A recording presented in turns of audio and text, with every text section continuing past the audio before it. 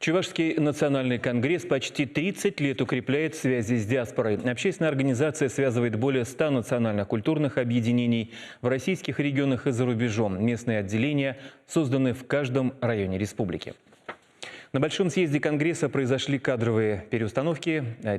Николай Угаслов, возглавлявший ЧНК в последние годы, подал в отставку. Новым президентом общественной организации избран директор театра оперы и балета Валерий Клементьев.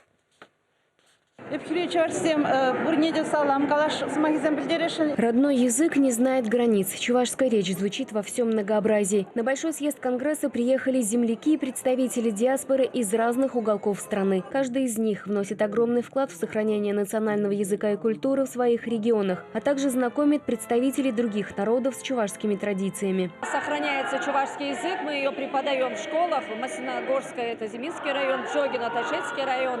Также у нас ежегодно проходит фестиваль чувашской песни. Мы с колен фактически подняли чувашскую вышивку.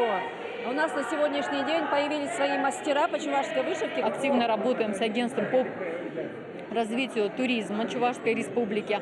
Создаем новые форматы, новые возможности для того, чтобы уральцы приезжали к нам в Чувашию и здесь уже наслаждались и блюдами чувашскими.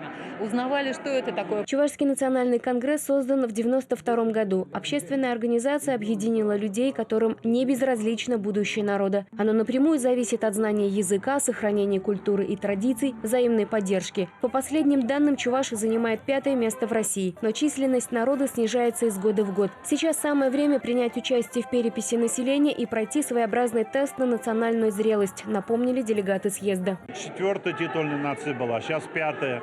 Башкиры нас немного опередили. И мы, если сейчас постараемся, на 4-ю позицию можем выйти. И, конечно же, много мероприятий, чтобы развивать чувашский язык, нужно делать. Руководитель строительной фирмы Николай Угаслов занимал пост президента ЧНК с 2013 года. Проработав 2 срока подряд, добровольно подал в отставку. Сейчас он второе лицо в межрегиональной общественной организации. Прежний вице-президент Валерий Клементьев большинством голосов избран руководителем Чувашского национального конгресса. Мы всегда говорили, с властями надо работать.